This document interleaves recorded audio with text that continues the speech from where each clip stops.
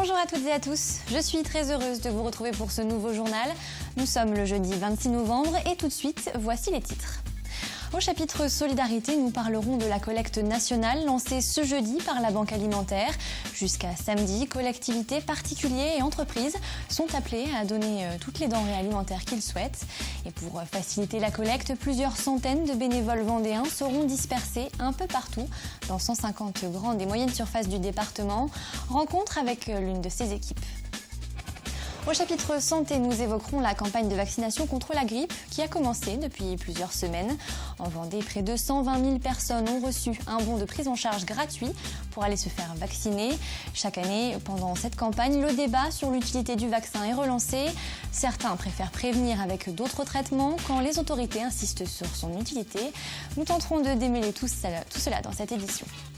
Enfin, au chapitre Histoire, nous reviendrons sur l'émouvant hommage de Jean Lédé, dernier rescapé vendéen du camp de concentration de Buchenwald, à ses camarades morts pendant la Seconde Guerre mondiale.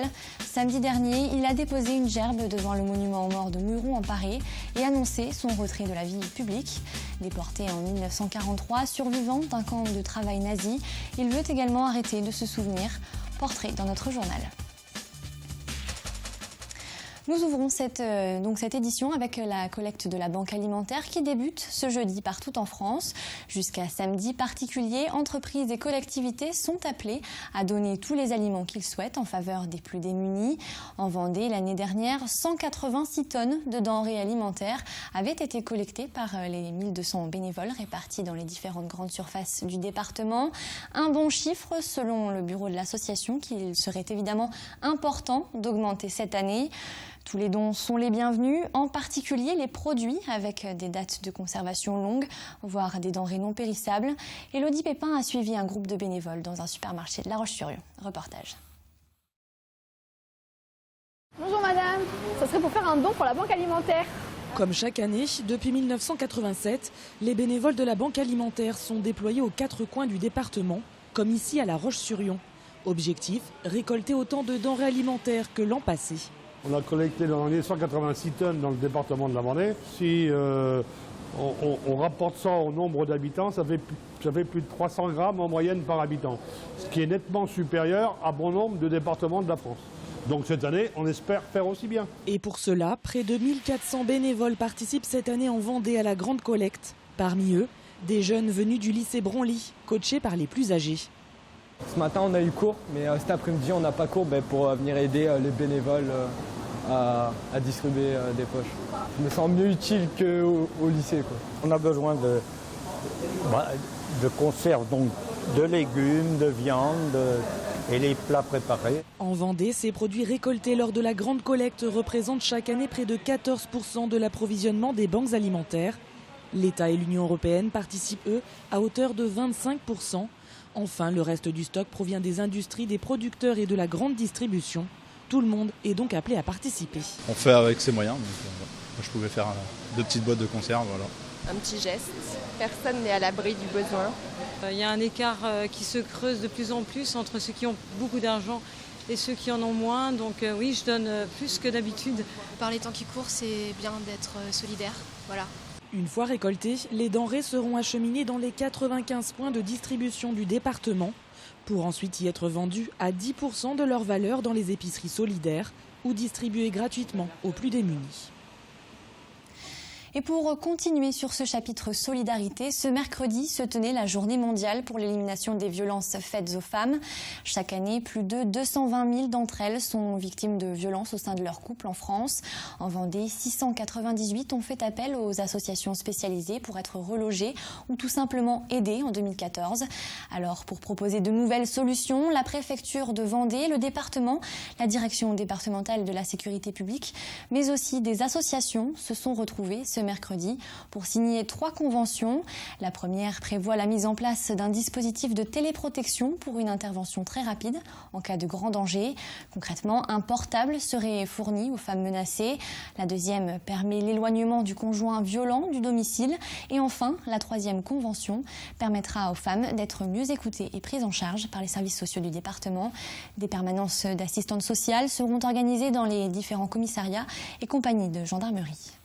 C'est le fruit du travail que nous menons depuis longtemps et qui s'est accéléré ces derniers mois avec tous les intervenants, de façon à ce que ces dispositifs qui existaient parfois dans d'autres départements, parfois seulement chez nous, soient très cohérents entre eux, très articulés dans cette chaîne de détection des situations fragiles, de prévention des violences lorsqu'on a une exposition au risque et ensuite de suivi social. On voit bien ces trois briques de politique publique qui ont vocation à être étroitement articulées et autour desquelles s'est rassemblé aujourd'hui, sous la forme de ces trois conventions, un très large partenariat qui est de nature à aider les femmes victimes de violences aujourd'hui à ne plus endurer ces situations qui sont absolument insupportables.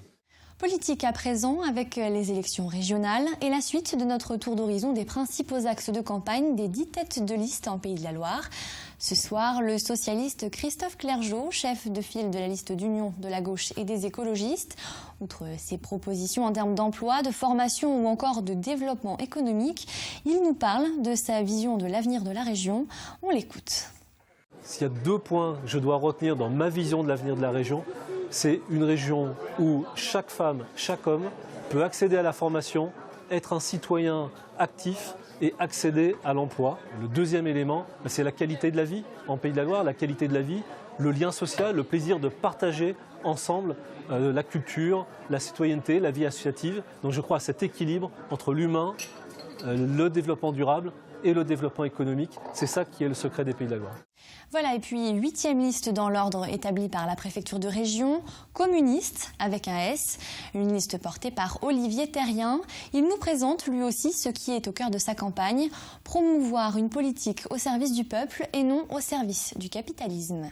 Tout ce qui découle en régional, de toute façon, ça vient de la politique nationale. Donc, pour commencer, il faut qu'on combatte cette politique nationale qui, je vous dis aujourd'hui, est au service du capital. Nous, on vise à une politique au service du peuple et non du capital, qui est pour l'emploi, l'industrie, le commerce, la santé, la recherche, l'enseignement. Voilà, une vraie politique digne de ce nom, mais au service du peuple, non au service du capital.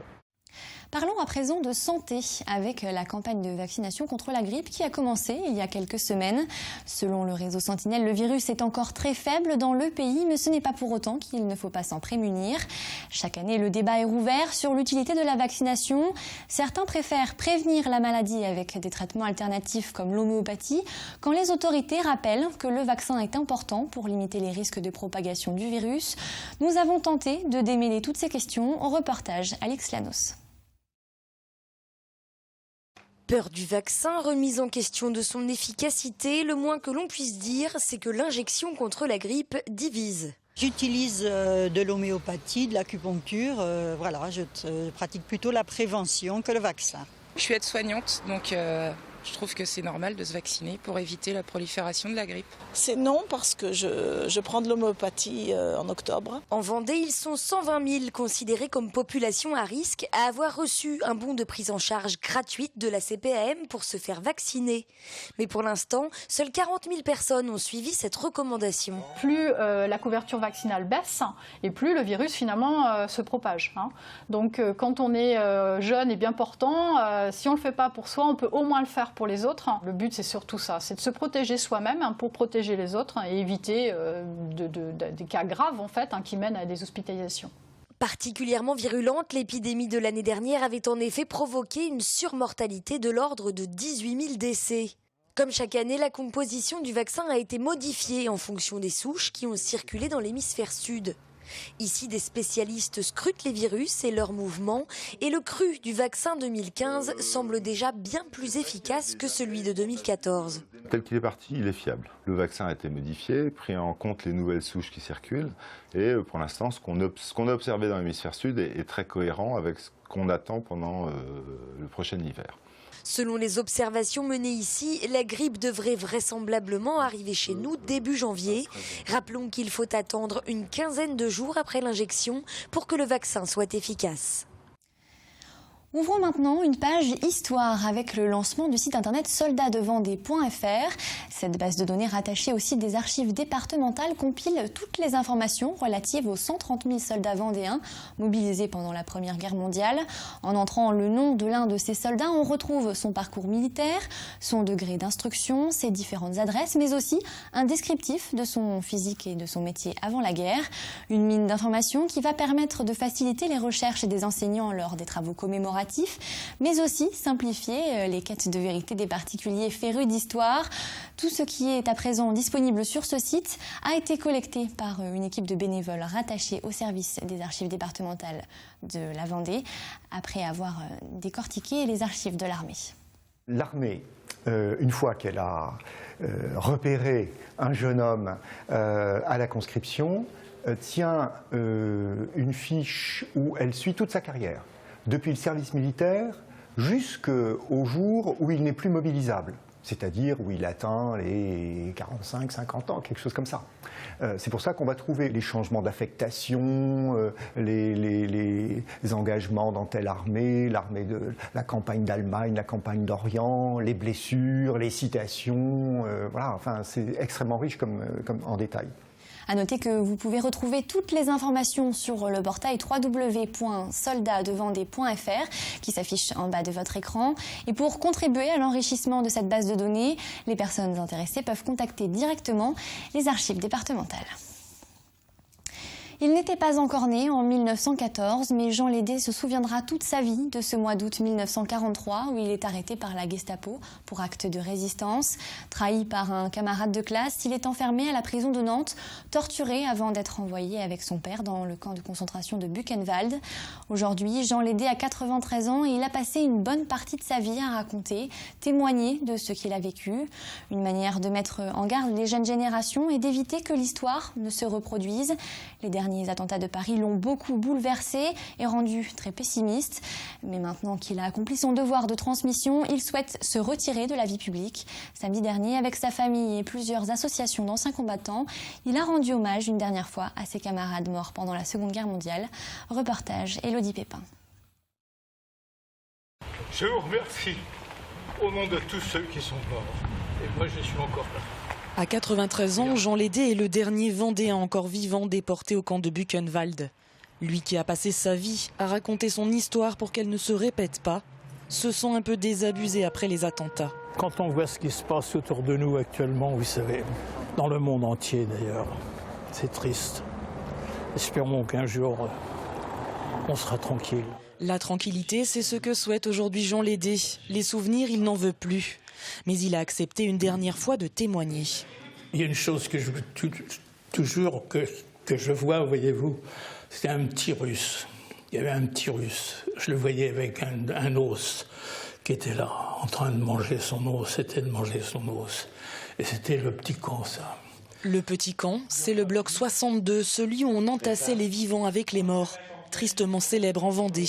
Dans ce bloc 62, il y avait beaucoup de Vendéens qui étaient là, mais qui sont arrivés très mal en point, parce que c'était la réserve, ceux qui étaient mal en point, qui arrivaient là dans le petit camp, qui étaient pratiquement condamnés, parce qu'on les savait tellement faibles. Et il y avait beaucoup de gens qui étaient déportés, justement, du secteur de la Clayère, Saint-Hilaire-du-Bois, Saint-Hermine et La Chapelle-Témère. Dans ce bloc, Jean Lédé y restait seulement une semaine, délivré par ses amis venus l'extirper de l'horreur. Des horreurs que Jean Lédé préfère taire. Dans la salle, son petit-fils l'écoute et il connaît bien cette pudeur qui caractérise son grand-père. Il a toujours préféré raconter les moments les plus pittoresques et les plus amusants, paradoxalement, de cette période-là. Et il a gardé une pudeur sur les moments vraiment les plus durs, parce qu'il y en a eu. Des moments de souffrance où il a connu la faim, ou la violence. Mais moi, étant enfant encore à l'époque, il m'en a pas mal protégé. Et ces éléments-là, moi, je les ai vus à travers ces tableaux.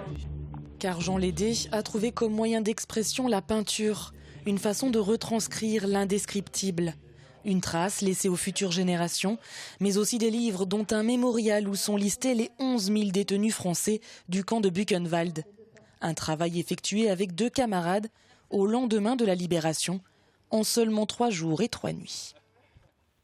Du sport à présent avec les championnats du monde junior de tennis de table. Ils se dérouleront du 29 novembre au 6 décembre prochain au vent d'espace. Et la compétition promet d'être intense avec près de 800 matchs disputés entre les pongistes de 45 pays différents.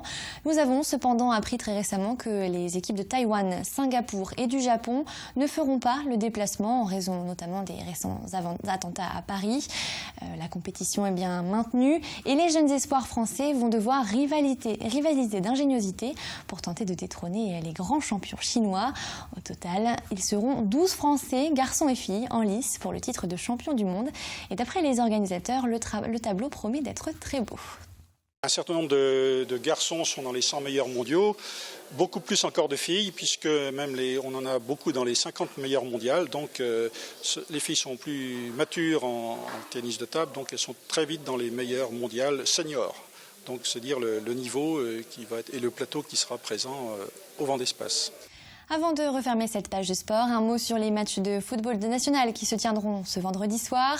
Les Herbiers affronteront Chambly au stade Massabielle à 20h. Enfin, Luçon sera reçu par le club de Belfort et le coup d'envoi est donné à 20h30. Un mot sur la météo de demain, de la grisaille toujours, avec quelques éclaircies qui tenteront de percer la très forte couverture nuageuse qui stagne sur le département depuis plusieurs jours. Nous aurons même quelques bruines en fin de matinée, surtout sur le littoral. Côté température, comptez entre 4 et 13 degrés.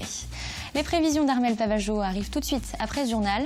C'est la fin de cette édition, merci de l'avoir suivi. Très bonne soirée et à demain.